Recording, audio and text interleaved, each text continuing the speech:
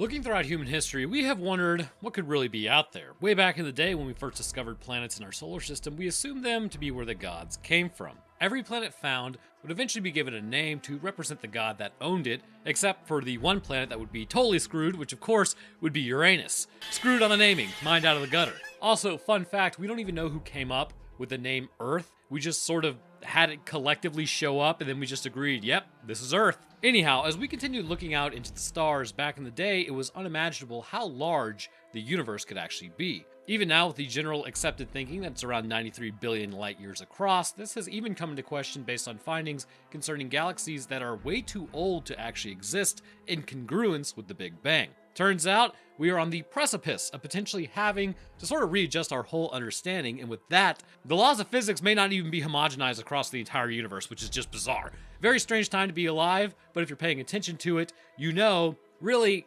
that's just kind of par for the course. As we learn more about the world around us and the universe around us, things are going to change. But when we focus on the actual universe's size, we must always ask ourselves, is anything actually out there? By sheer probability, yes. Even if you took all the chances involved with life on this rock forming, whether created or formed, depending on what you believe, those chances could form several times over somewhere else. And given the time frame of how long the universe has actually been around, just by our own reckoning, this would mean something somewhere would likely have arisen as well. And with reports from our own species, we have somewhat of an idea as to what those things might actually be, which brings us around to the point of this actual video. As a family has odd events continually happening in their home, it would become apparent that they were marked. Not in the way that could be understood by humanity, but one well beyond our comprehension. As they would try to unravel, actually, at least why, eventually creatures would get involved that are humanity's greatest haters. So in today's episode, let's discuss these creatures,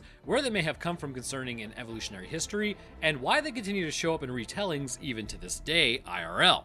We kick off today's story with two possibilities. The first is that you're a nerd. The second is that we are all dorks. Either way, that means you're either a nerd or a nerd and a dork. Both equally terrifying. As Dark Skies flashes on the screen, we jump over to the burbs. It's all jogging and leaf blowing. As this was an age before tablets, everyone is outside enjoying their lives existing in the sunlight. How old do I sound right now? Really old. Also, Happy New Year. As we drive along, all we hear is indistinct chatter as a youngling is holding onto a lizard that has clearly Stockholm Syndrome, as it could totally crawl out of that box. The old man is cooking on the grill with no other men around to comment on how the burgers are turning out, a fate worse than death, which he's actually having a barbecue later, and he's cooking it before everyone shows up. Bizarre. So as the wife comes back, she's worried about the people coming over in 5, as then she calls her son. He reports they are allegedly having an epic game of modern warfare, but what they are actually doing is something highly detrimental to a developing brain. Every time I mention this, people get like super upset in the comments. You should not be watching this. I know. It sounds ridiculous, but like take the moral question out of it, because I've been accused, what is it, like Christian nationalist or whatever. But if you break it down to like a biological level, it is a super normal stimulus to the human brain that hijacks a lot of natural processes. So it burns out your reward centers of your brain and makes socialization increasingly difficult. Like, I'm not going to sit here and lecture you on what you should do with your life, but flat out, if you're on the fence about not watching this crap, definitely stop watching this crap. But again, I'm a YouTuber, not a cop, so go live your life. It doesn't really affect me. So heading home as the streetlights come on, bro, it's like summer. His mom called him at like 5 p.m. It's like 9 p.m. now, right? So as everyone then sits down to eat and talk about random things, bro continues to harass the lizard as the girl smiles at him. Well, at the other son. The son is feeling a bit angsty over his father's words about the car and then screwing it up, as later that night the dad heads upstairs and checks out his hairline. Realizing he's got his father's hair, this episode's sponsored by Key. Ah man, it never gets old. So trying to make a move on his wife, it appears as though she's not interested as he gets shot down hardcore. That sucks, bro. Elsewhere, Angsty Son is talking to his brother over the radio about a book. As they go off radio, some quadrupeds bark down the street. The mom gets up to go check on the younglings, as one does, as she plays a dangerous game by walking into her almost teenage son's room without knocking. Going downstairs, the fridge has been raided and the door is open. Remember when like E.T. killed an entire 18-pack of Coors Light by himself? Didn't know he was chill like that. The next morning, the dad requests that they keep the back door locked, as then he heads in for a job interview. Looking nervous, they seem less than impressed, as then he goes and beats up his Prius. Now, I would have the same reaction if I owned a Prius. I know I'm like Toyota supremacy, but 2000 Tacoma for life, brother. Also, this man has free will. You could have gotten a 2000 Tacoma as well. So seeing the mortgage is 90 days past due, he then lies about getting the job as his wife says she's proud of him. No way that will ever come back to bite you in the ass. So as mom locks down the house, she hears the youngling talking on the radio as then he's told to go to bed. Also, if the mom is working, why not use that to pay the mortgage? I mean, they're in Southern California. She would be making somewhere around the range of like $55K on average. In 2013, it would probably be about $2,000 to $3,000 for a mortgage payment. So let's go with the high end, given it's California. And, you know, California's expensive. So $2,700, we'll say. That's in no way reflective of like today's prices. California, what is I was watching something. Somebody was paying like a $5,600 mortgage for like a 2-bedroom. It was insane. Anyway, so she would have around $3,500 net income per month, roughly. I mean, don't get me wrong, it's not a comfortable existence, $800 a month with 2 younglings, but it's better to focus the mortgage or at least disrupt the 90-day cycle than to just let it go and get kicked out of your house. Or honestly, if you're in a situation like this, I'm not saying it's ideal, but pick up any job you can, literally anything. I remember working at Zaxby's as an emergency job because I needed more income to afford my apartment after a breakup. So I was working like 2 jobs while going to school. If this dad isn't gonna go like, if he's too good to go flip greasy burgers to stay alive and like keep his family housed, then I mean, stop waiting on just the steak dinner to show up. His priorities need to be rechecked is all I'm saying. Like, oh yeah, it's like, oh, let's all applaud Roanoke, but I'm just saying, if I got a family to feed and like, I'm gonna go work anywhere I can. I'm gonna go dig ditches. That's what you're supposed to do. Anyways, we're judgmental AF up in here, but it's just like, dude, are you just sitting at home? Like, oh, well, I have job interviews. That's cool and all. Go to your job interviews, but how about go get a job too in the interim? Anyways, so as the mom then walks around the house again, she finds all the materials that they have purchased are stacked, producing some sort of symbol on the ceiling. The door is locked, but it turns out that really doesn't matter. The youngling then comes in, grabbing her as he says he had a bad dream. Looking at his mom's art project, she then asks him if he did this. Literally a whoever smelt it dealt it situation, Mom. He then says it was the Sandman. Well, that's never a good sign. He then alleges the Sandman came to his room. The next day, the cops are called in as they can't find a sign of forced entry. Either the person had a key or it was someone in the house. The cop then suggests it was the Edgester, who also, I think, was Sam from Supernatural when he was, like, younger. Then his friend becomes Black Goo for some reason. Very weird. Anyways, the alarm system was cut off, you know, due to money, but the cop's like, yeah, maybe you should just turn that back on. So at the house viewing later, the dad is already massively not interested in the place, as the youngling then has an immediate asthma attack. What you won't understand is that this family is next. Realtor of the Year then says it gets easier as the asthma would get less and less as he aged. The mom then asks her if this place is really worth it, as she's told, well, I think you can do better. Okay then, like, it's like some sort of moral sacrifice, like, oh, you can do better, as in like she's taking a hit, but why not just use the same realtor in another location? It's not like the realtor that shows you houses is only tied to this one house in particular, so that you lose that realtor. It's like there's the seller's realtor and then there's the buyer's realtor, and then they communicate. So this is the buyer's realtor, so they'll just find another place. I don't know, that's just my experience with a realtor. Anyways, watching Shark Week later that night, the old man then claims he doesn't think he got the job. She then accuses him of lying, classic, as he says, well, I didn't want to give you bad news. Bro, go get another job. Literally anything. Work at Walmart. Like, there are places hiring. Just go do something. Like, something to get out of the house that's gonna bring in money is all I'm saying. Because again, if your wife is working and she's making $55K, you could go work somewhere. And you could, like, it's not gonna be glorious. It's not gonna be probably what you did before, but it's gonna be something. Anyways, Edgy McGee and the younglings then talk about the parents arguing at night and if they're going to split up.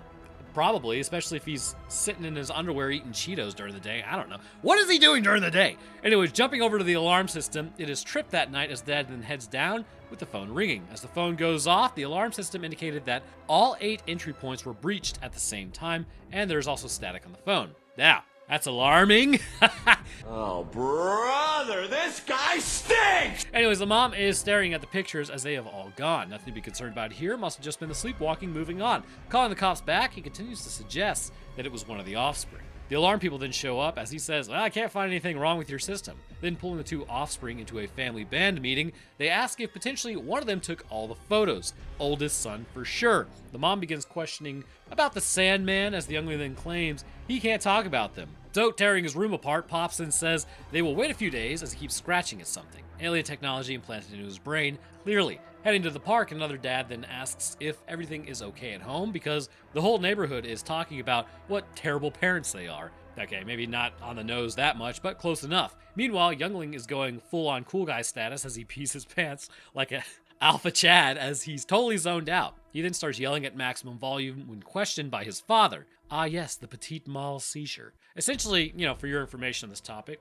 you have two, technically, I guess, older classifications of seizures. Petit mal seizures and grand mal seizures. These are, I believe, the newer terms. The grand mal seizure is also referred to as a tonic-clonic seizure. Petit mal seizures are known as absent seizures. People may actually experience these all the time. I've discussed it in the past, but as the channel grows, new people are here. These are zoned out seizures, and people will actually look off into the distance, and it may actually be hard to sort of bring them back into focus while they're experiencing them. This is not to be confused with just zoning out where somebody's like, hey, Roanoke. I'm like, what? That's not a petit mal seizure. Like, you literally cannot really bring them back until, like, the seizure has been completed. So the brain is having a sort of mini seizure of sorts that doesn't really result in violent muscular contractions, but sense of presence is disrupted. Those who experience these will typically not recognize or remember them. A lot of people who have them will actually get them in their sleep and never even know it's ever happened. Grand mal seizures, however, are the fall on the ground, violently convulsing version that people are very aware of that they have them,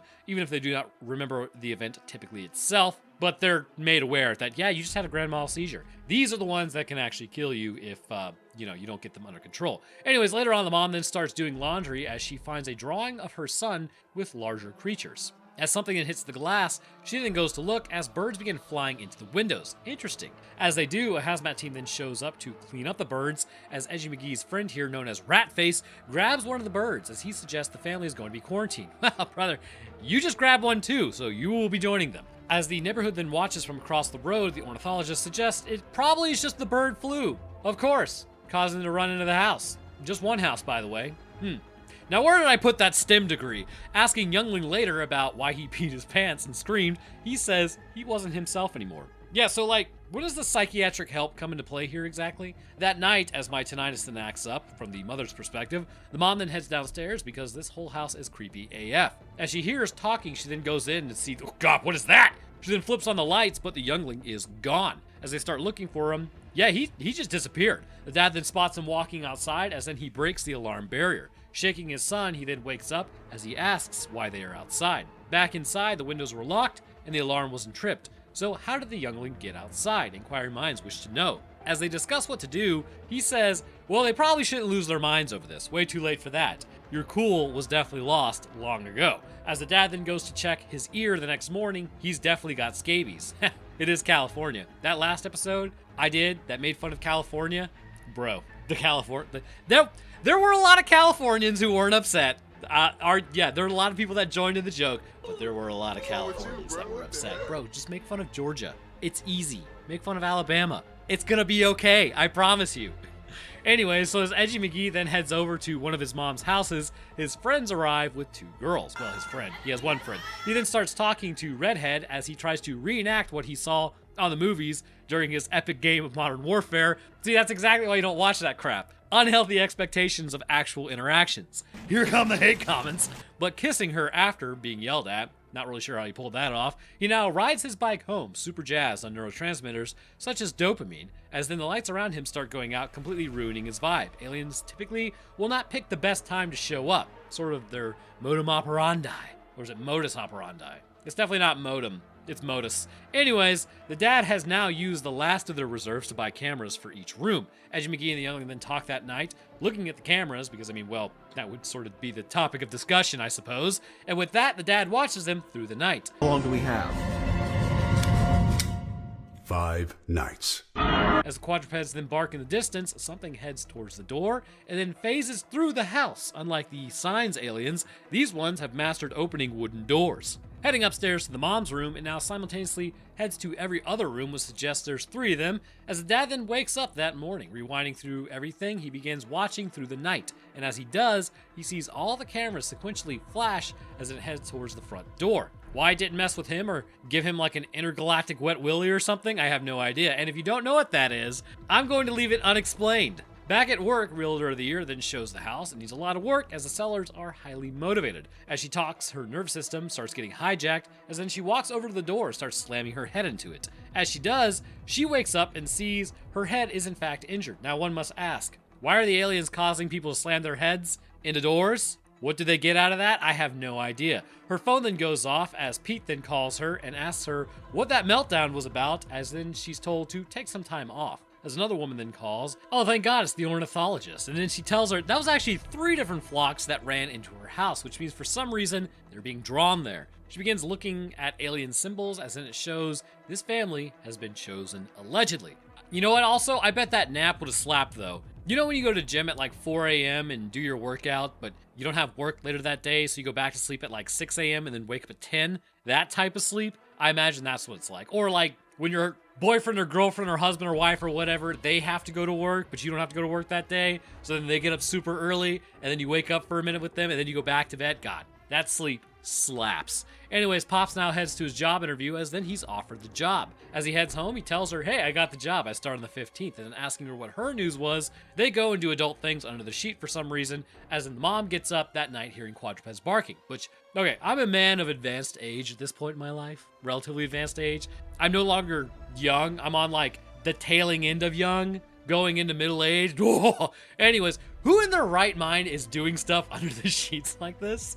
Maybe you guys are. I don't know. This just looks weird to me. So anyways, as he walks downstairs, she sees the curtains moving. Flipping on the lights, she sees that Danny boy is outside standing there like a total creepazoid. Also, where was the alarm system? Soy facing the whole time, his nose then starts bleeding as then he heads back inside. She gives chase and sees he's standing in the kitchen, watching him get up and sleepwalk. She suggests that's weird, but she also lost 6 hours today, and she also had a breakdown, so hey, you know what? You got a great nap out of it. Alarmed at her injury, you're telling me he didn't notice this earlier. Very strange. She then shows him the research suggesting whatever is harassing them is not from this planet. He scoffs at the alien idea as she continues saying there are people who have claimed to see the same thing. Showing him the drawing, she shows the younglings like are aware something's here, right? And he's like, oh, well obviously he just saw that on TV. Like, anyway, so she tells him about an expert in the city, and he says this is stupid. There's gotta be another answer, right? Brother, do you know how big the universe is? Also, this man is like expert level of ignoring actual issues. I think if I was in a similar situation, I'm probably giving it serious consideration if my wife comes to me and says something like this. Perhaps one day. Perhaps this never happens. Hopefully this crap never happens. So the next day, the youngling then stares at the pool as Redhead brings up his shirt. As they do, they spot he's absolutely covered in bruises. The mom asks who did this to him, as Edgy McGee and Ratface, as he's affectionately known, as stated, are in tow on some sort of walk. Hitting him with airsoft pellets, he then gives chase, which the key is to run towards someone doing that, not away. If you run towards them, you can grab it and get them to stop. Running away just allows yourself to be pelted even further. Great lesson for life. Run towards your problems and stranglehold them. So getting to a clearing, his ears start going full on Roanoke as he leans back, absolutely getting lost in the sauce, with the friend mildly concerned. Over at the hospital, the doctor suggests it might be emotional trauma causing them to act this way. On his body, they have found strange markings during examination. The doctor is of the opinion that he did not do this to himself, which means it was you guys,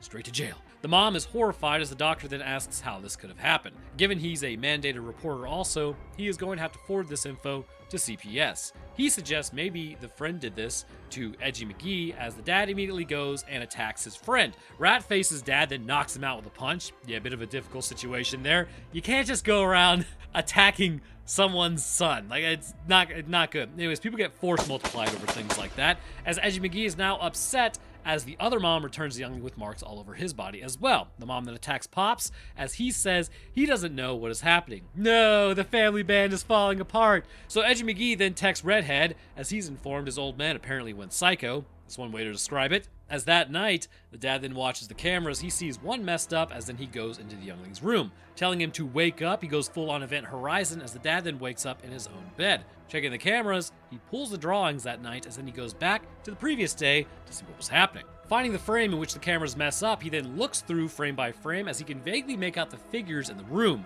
This is definitely get the salt moment, as perhaps why we refer to these creatures as demons in the first place. Although allegedly there is some sort of government document like IRL that suggests these creatures are not even from this plane of existence, but they're extra dimensional, not extraterrestrial. If this is the case, yeah, I guess they would be demons technically if we choose to refer to them as such. Of course, technology at that point could be just so advanced that there may just be better dimensions to live in. I mean, our dimension is great and all, but what if there's like a dimension of perpetual bliss? I think as a species, if we could figure that out, we'd probably just want to go and live there, or maybe just even visit this one. Of course, then you got like 40K, which is the warp, which is the dimension of perpetual crap. So anyways, so laying down with the realtor, he starts talking about the youngling and how they were sick when they first brought him home. He now says he believes her, as they head to the city to talk to this alleged alien expert. Asking if they have 2 offspring, he then heads back into his really dusty apartment or condo, depending on who you ask. And he's also got several Dr. Mambos. Sensational. Dogs apparently have a sense for the xenomenace, so he moved to a building where they don't allow dogs. There are evidently 3 types of aliens: the Greys, insectoids, and reptilians. The Greys are humanity's longest time observer, apparently. Not the movie saying that, just pretty much what has been reported by people for quite some time. And he says the Greys appear to be what show up in 9 out of 10 sightings. Also, I may have to fact check this, but allegedly in a painting, maybe a Renaissance painting of, I think it's Jesus, there's alien, like maybe an alien ship in the background. Let me look that up real quick. Okay, so after a cursory glance, apparently there are a ton of these. This one in particular is the Madonna of Saint Giovanni or something like that. Anyways, if you go and look this up, it's pretty strange. There are a lot of paintings from the Renaissance of Jesus Christ and aliens, and like alien, what are very clearly alien ships in the background. That's odd. Anyways, so the man keeps talking about how he's dubious about the other 2 variants, more so with the reptilians. He thinks they don't even exist in the first place, as he begins asking questions to them about ringing in their ears and their nosebleeds, as well as maybe abnormal behavior of animals. Getting to the blackouts, he then asks if maybe they feel like they don't have control of their bodies either. He says there's nothing really special about them. The Greys just appear to choose people at random. The alien invasion evidently already happened a long time ago. They're already here and have been for a while. They're just a fact of life. They appear to be experimenting on humanity for one reason or another, and the implants they have are controlling their bodies. As he checks Pop's ears here and says, yep, there's the implant. So showing them his implants, he sounds really messed up. He says every time he tried to remove it, it appears just to dig in deeper. They're informed there are really like no locations that they can go, and then adding that if the Greys appear to the family, it means they're getting ready to take someone. However, if they fight and make it much more difficult for the Greys, then maybe they will eventually just move on to another family. Madre suggests they should tell the cops, but the cops already think they are crazy, so he goes with the next best thing, which is hand cannons, baby. This is my boomstick. Time to show these primitive screwheads, which far outclass humanity's technology, what lead feels like. So, going to get a quadruped, they start boarding up the windows as Edgy McGee says he doesn't want to partake in the family insanity. Edgy McGee then rides off into the sunset and over to Redhead's. So, they hold hands, as then he says if he tells her what he's running from, she will think he's crazy too, probably. So that night, the mom then informs Youngling that he can't listen to the Sandman at all. The Youngling suggests that if they just, or he just gives him his eyes, then maybe they'll leave him alone. Yeah, probably not, big dog. So Edgy McGee then returns, as then he sees now the aliens really are coming. I'm not really sure what was the, change of heart here, but whatever. So as they eat dinner, sign style, I'm assuming it's July 4th or something, as they watch the fireworks on TV. Independence Day, baby! From the Greys! Or the Brits. Both have 5 letters. Coincidence? Probably not. The dad then begins talking about the first 4th of July they experienced. As they sit, the Greys have arrived, as the mom then grabs a force enhancer, as the dad grabs a force multiplier. Hopefully the aliens do not have a force exponentiator. As the family begins to square up, Skinny behind her reaches out trailing her, but decides, never mind, as he leaves. Not really sure why. So she gets locked in a room as the quadruped is going absolutely ham downstairs. The Greys start knocking out the screws, which I guess you should have used glue, as the old man then fires a shot as the quadruped yips, and the dad breaks into the room with his sons. Heading to one room, which is what they should have done from the start, the Greys are now in that room with them. What I would have done for a hardcore Henry first-person view of fighting aliens human style would have been amazing. They missed an opportunity here. So Little Man then lights him up, Chad-like, as Youngling then runs downstairs with Edgy McGee being transported to the house that was being shown. Hearing a banging noise, the dad then takes himself out as he spots Youngling in the corner. Giving chase, I do believe you are in your own head hallucinating here, brother. So finding the video on the TV with Ratface and Redhead watching it, that's kind of awkward. He turns around and then spots Youngling sitting there as the mom and his dad yell to him to sort of bring him out of it, which, oh snap. Apparently, they're taking the wrong offspring. They then beam him up, Scotty, and that's all they wrote for him. What do they even need the younglings for? Well, who really knows? Maybe they're just lonely and think this specific human would be like a cool guy to have around, or maybe it's sort of like when we take kittens and puppies, you know? We just sort of grab them because we know their life is going to be better with us as opposed to, elsewhere. So, I don't know.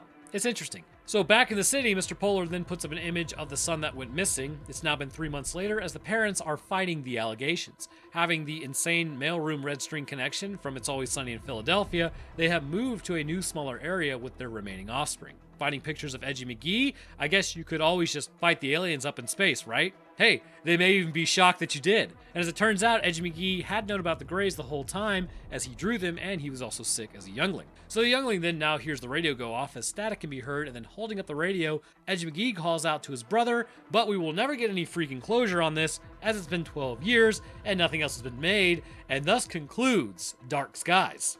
Hello, and welcome to the science portion. To the guy who mentioned nobody watches these, this is like the point of the channel. It's more cathartic and fun to write about this, so I guess it's sort of a me thing than anybody has to watch thing. So anyways, clearly what we need to talk about with these creatures is they actually may have a real-world impact on classifications. Well, I don't expect anything to be reclassified IRL because of this movie, but maybe it can help us think about these creatures that may or may not exist given reported interactions with many people. The question will probably remain for quite some time. Is there anything out there observing us, or is it already here? The Greys have been longtime companions in this one, as far as, at least individually, I can tell, if they even do exist at all. They haven't really shown up and, I guess, blown up the planet or rendered it a barren wasteland, which, if they could show up in the first place, from where they come from, then they most definitely could be capable of taking this rock from us in the first place, unfortunately. All it would really take is designing a virus that attacks a certain part of the genetic coding, or releasing something with a resonant frequency that matches the human large intestine movement that causes us to literally crap ourselves to death. Of course, the cleanup of the world after that would be horrific, so then you have to ask, why would anything like this even take an interest in humanity in the first place? It's time for some conspiratorial Roanoke. I can actually answer this question quite easily for you in the grand scheme of things by asking you another question. I just answered your question with a question. Let's say you were a pilot and you're flying over an area that is known to have several uncontacted tribes living below. You see the typical layout before you, people milling about, fires, homes, that sort of deal. You were given a route to fly each day, but today you decide to go left instead of right. As you fly for a little bit, you see another structure being built. You aren't sure what it is yet, but it seems like it's a bit different. You take note of it, and then over the next few weeks, you keep flying past it to make your observations. Eventually, a plume of steam shows up from the structure in regular intervals. You realize that whoever is in there just invented the steam engine, so the question is, what do you do from here? Here you have a completely uncontacted society who are developing technology through refining resources and utilizing engineers. Because of the difference this particular tribe is showing, it is decided that you should make contact because of their technological advancements to save them some time, as they are following a path that other parts of humanity have already followed, which means you can actually save them a lot of pitfalls associated with pollution and danger. It is the technology that is the most standout event that would cause no contact to be broken for a species. Now extrapolate that out. Here you have a spacefaring species. They are flying through space, or potentially are extra-dimensional at this point. Their technology is so far beyond anything that a steam engine, what a steam engine looks like to us, is really just banging rocks together for them. They know that technology will really never get us off our planet or open any dimensional rifts, and so they largely just observe humanity as a curiosity or a developing society reminiscent of their own long ago. However, given that these creatures are spacefaring, they've also probably seen other species on the same path. Some die out shortly after the steam engine by polluting the environment. Some never make it there. Others are close to being worth of recognizing, and some are just still straight up in tribal warfare with only sticks, stones, and fire. And then Earth lets out a signal. World War II comes along and we drop the nuke. Nuclear weapons are not just, oh look at that, what a gas, they severed an atom. This would be a fundamental turning point for a species that would indicate that we are beyond just stones and fire age. Instead, we have fundamentally grasped the concept of how the universe works and refined our technology to the point that we are not only aware of atoms, but now we can actually split them in order to energetically obliterate an area. It is at this point that they take note of our steam engine, I guess you could call it. So contact is officially broken, as this became a defining moment where humanity showed we might be beyond just the standard apes stuck on a rock look. So what would that really mean for us? Well, on a societal level, it would impact us greatly if this is what happened, beyond what we really even know. Look at technology from the 1940s and then look at technology today. You're talking about only 80 years since the nukes fell in 1945. This level of technological growth is insane. We were banging rocks together and burning things for like 200,000 years. It is entirely possible that the idea of standing on the shoulders of giants can actually apply here for sure, which basically is like, you're not very tall, but you're standing on the shoulders of a giant, so now you're taller. Basically, our technology is built on other technologies, so exponentially it grows faster. However, if the hypothesized idea still stands, then the technological leap we have enjoyed could very well come from being contacted, to prevent us from descending into nuclear war almost immediately and obliterating our planet.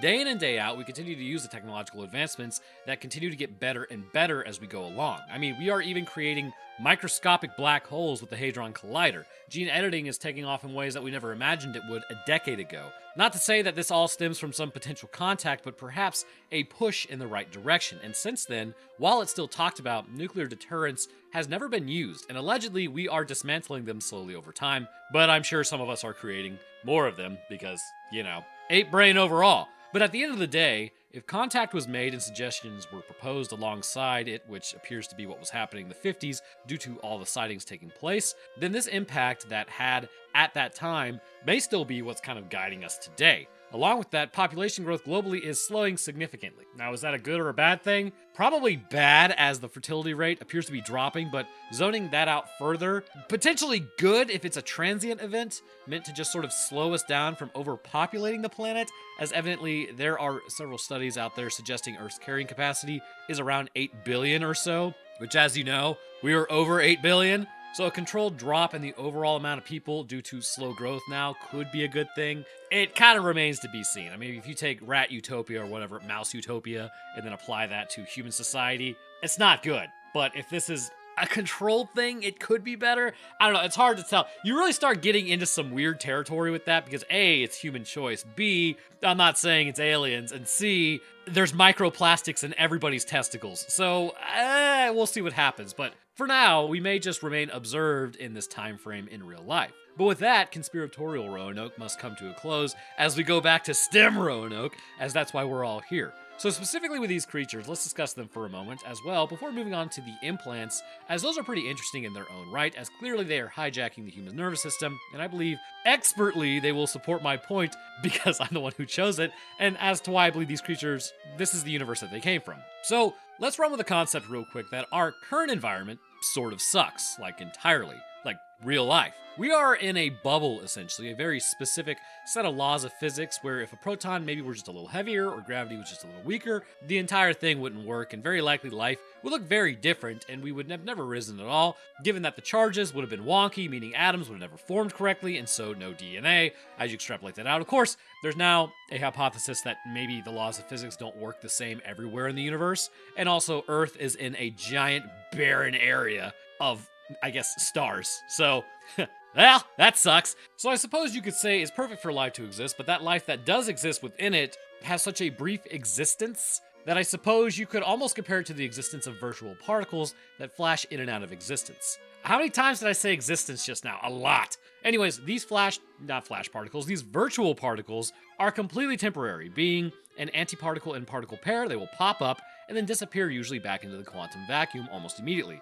That's where we actually get Hawking radiation from black holes because they pop up near black holes, one gets swallowed and then the other doesn't. And this happens all over the place, all the time, but they're a great example of life on a cosmic scale. Our existence is so brief, I gotta stop saying existence, that we may as well be popping up and flashing out almost instantly in the grand scheme of things. But if there's only one thing you and I can grasp, is that how fleeting all of this is. And not like a, woe is me, what's the point sort of way, but more like a, why is Facebook telling me this is 17 years ago? There's no way. Well, hot damn, it was 17 years ago. As you realize, you're old now. This concept is because 17 years on a universal timescale is basically nothing. Yet for us, it's a solid chunk of life. And it is that because of life's greatest hater, entropy. Entropy in biological terms is just disorder, randomness, and energy dispersal, which is what our bodies are constantly fighting, but eventually we lose the fight. And compared to, say, something like a planet or star, we lose the fight quick. Like, our lifespans are almost immeasurably small by comparison, which is completely lame, but it is what it is, I suppose. And so what is a species to do to remedy this? If you guessed literally exit out of the system that is enforcing this, then you guessed correctly. Let's say a species becomes so impossibly technologically advanced that they actually start looking for a way to actually achieve immortality. Beyond just like gene editing, I guess you could say, because you can still be taken out even if you're gene editing. They begin opening up dimensional rifts where in one they see a bunch of demons and a guy in a green suit tearing them apart. They close that one immediately because they don't want to get involved in that. Then in another, they see what looks like a cosmic explosion where ships are moving through that look like giant cathedrals. They detect demonic interference once more and decide, yeah, I'm not going to mess with that either. They continue opening rifts until they finally find an extra-dimensional plane where the environment does not trend towards entropy and instead, energy as it is stays in its current form. Entering that environment, they then stay for a measurable amount of time before checking their own genomes to determine exactly 0 damage and mutations have happened. As tests are conducted, it is determined that in this environment, the universe does not trend towards entropy and instead trends towards stability and functionality, all these great things. The environment will actually keep you immortal. This is great news as a species decides to leave the current imprisonment, which is completely hostile by comparison, and then achieve immortality. However, given that these creatures are still capable of going back to the original universe, let's call it Universe A, it's clear they would still have some interest in what's taking place there. Clearly, this is more of a benevolent take as to what they could be doing if they even exist at all IRL. However, in the movie, this is what I believe them to actually be doing as it aligns with their actual abilities to phase through that reality, which reality in this sense is just this dimension. However, from an evolutionary standpoint, an environment where entropy does not persist to the same degree as it does here would mean that likely evolutionary adaptations itself would almost halt entirely. What we are looking at with these creatures is entirely due to their own behaviors and lifespans when they were contained within Universe A. So let's discuss those real quick. First, nobody looks like a dork like this on purpose. This is textbook adaptations to low gravity environments. It is thought that this could actually be a problem for humanity in the future if we ever get to this point of colonizing other worlds. Of course, if this idea applies, it may be that worlds are really not worth colonizing considering we are still in the same hostile universe and opening rifts to other dimensions may be the more preferable route. But if we don't know how to do that yet, other worlds are going to be the most viable option in the interim. To this end, allegedly in lower gravity environments, the first major issue is our heads would be much larger. And obviously, because our heads would be larger, only C-sections in the future because we are not fitting through the birth canal. These creatures appear to have massively elongated heads, with the brain case being quite large. The faces are not seen all too well, but we can tell they do have eye sockets with forward-facing eyes. They do possess a mouth, but getting to their bodies is where humanity may struggle a bit as well. In low-gravity environments, your body adapts quicker than you might think, and in the wrong direction. Essentially, your muscle amount starts withering away, your bone density decreases. It's not good for you. I, for one, love being an alpha Chad and weightlifting, but without the constant strain of gravity pulling on me, I would end up looking actually a lot like these aliens. Their limbs are incredibly slender, like no bigger than the smallest part of your forearm, and as a result, they actually appear to have slight difficulty standing on Earth. In fact, they are always hunched over because gravity here would be immense to them, and this tracks perfectly with how they move around our world. The Greys do not appear to really walk in our dimension, instead, returning to the dimension they are originally from and then phasing through reality. This is how they effortlessly enter the world through our wooden doors, unlike the Signs aliens who were big idiots. Along with this, given the very likely scenario that their mom basically said we have portals at home, they bring it with them, meaning that they can phase in and out of this dimension at will. Opening a rift, as you might imagine, would have some pretty devastating consequences on the electronics around it. The electromagnetic fields would be very clearly affected, as any sort of electricity in the area would flicker. But more to the point, it would help to explain how, at the end, Edgy McGee was taken so quickly from his home, and even to the point that this is why he was hallucinating hardcore. Now, it's really hard to say how exactly the aliens in this movie affect the actual EM fields in the surrounding area, but what should be known is that the human brain produces its own electromagnetic field, and we can actually tap into that to determine what is happening in the brain itself. So the question arises, if the electromagnetic field is strong enough and just so happens to be in the right area, could hallucinations be induced? And the answer is yes, absolutely. Utilizing what is known as transcranial magnetic stimulation, or TMS, changing the magnetic field surrounding the brain were known to induce visual and auditory hallucinations. And not just in a general way, but by utilizing this method, you can functionally cause what is a prolonged hallucination where you are seeing and doing things, but it's actually happening inside your own head. Clearly, when Edgy McGee was vibing out in that house, it's because he has memories of it. The aliens were intentionally attempting to halt his movement, and rather than use like a tranquilizer or some other form, they simply targeted the hippocampus accompanied with the visual cortex to create what it has, I guess, to be considered a complex visual hallucination accompanied with specific memories. To him, this would feel entirely real, if not a little surreal maybe, until they no longer needed to continue directing this particular electromagnetic field at him because they were right next to him and could just grab him. It really is no different than just tranking a bear or something to move it out of an area, which is what humans do all the time. We just use a chemical method, whereas this species is using an energetic one. So ultimately, we have this species which used to exist within Universe A, who then adopted Universe B, potentially to survive longer or even achieve immortality, because it may have simply been more desirable. However, what is also interesting is the clear connection that may be formed around the idea that these creatures are also what we, I guess, could have called demons, or may even still call them demons. Now, the complexity of this topic is interesting because it bleeds over into the real-world religious ideas that eventually the Antichrist will show up and allegedly solve all of humanity's problems for a little while. If you connect that to the main idea concerning what humanity's problems actually are, which are typically sickness, famine, war, and death, all of which can be solved by technology for the most part, it's not too hard to sort of connect that the Greys are demonic by default. And how they look and behave and move through areas, that would be regarded as a bit supernatural back in the day, but the transdimensional, concept would be, by today's standards, something we can grasp. So it all seems to align pretty well. Not to mention the smoky black figure they appear as, in at least the camera, to harass and steal away for purposes unknown to humanity. And just the simple fact that our almas would be activated to the 10th degree on how they move and look almost human, but not quite human, would be terrifying. In fact, once again, IRL, people report that during like sleep paralysis dreams, where your eyes are still open, but you're still dreaming, some see aliens. I have invisible forms that I know are there, but I can't really see them, that just whisper my name in my ear, which is equally terrifying. So if that thing is real, screw that guy. But it's rather interesting. Basically, your brainstem is still engaged in sleep mode, so your body is paralyzed, but the cerebrum, for all intents and purposes, has slightly woken up. However, other areas of your brain are still highly active, which is not typical for your waking self. For instance, the amygdala is highly activated, which leads to the fear response being more prevalent, along with your brain still being somewhat in a dreamlike state, meaning it will manifest things in front of you or even on your chest in some instances, which then spikes your heart rate and causes you to just cortisol dump like you wouldn't believe, as you are super stressed because you can't move and something's in the room with you and it's whispering your name. Now, how do we actually know these creatures are from Universe A in the first place? I believe the sequence of events likely looks like this. At first, the Greys were still exploring the universe extensively, as this would have been their natural desire, given if a species evolves and conquers its surrounding environment to survive in the first place, this means innately they have similar desires to humanity to continue to thrive. As a result of this, their drives would be the same as most animals. As they spread out amongst the stars, they would happen across humanity. Given we have been in our current form for roughly about 300,000 years, while we advanced, I guess you could say, the alien technology they had would be advancing as well, except exponentially faster. Eventually, they would achieve the interdimensional abilities that they have, but they would still be well aware of Earth and humanity. It's hard to identify why specific people are chosen over others,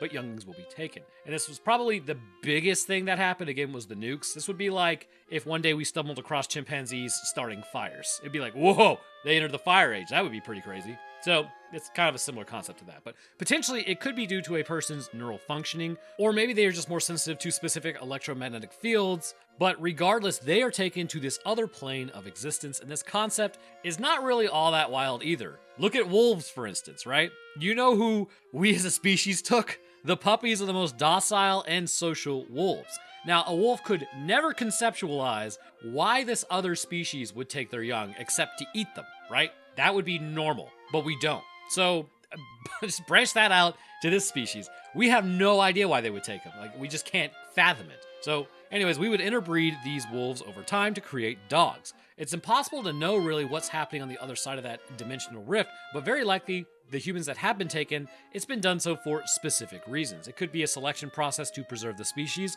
all the way to populating an alternative Earth. In this case, it could just satiate a god complex the creatures have developed, or it could be actual assistance. I'm inclined to believe that given the fact that Edgy McGee is still able to communicate across the barrier with his walkie-talkie, it's not a to-serve man situation, and after abduction, he may just sort of be left alone for the most part. However, it's difficult to tell if he's whispering or talking to the static, which will give that largely different context as far as, is he vibing over there, or is it like, I escaped? So finally, how do they actually even control people in the first place? Well, as stated earlier, utilizing electromagnetic directed fields is one way, but what is also known is that there are the implants. Given that it's right behind the ear, this is for several reasons. The first is the brainstem control. By being right above the ear, there are clearly lines that could follow the base of the skull and then attach to the brainstem as it comes out of the foramen magnum, which is the hole at the base of the skull where the brainstem actually exits. That means you can basically immobilize the body or move it as you desire because the spinal cord is right there.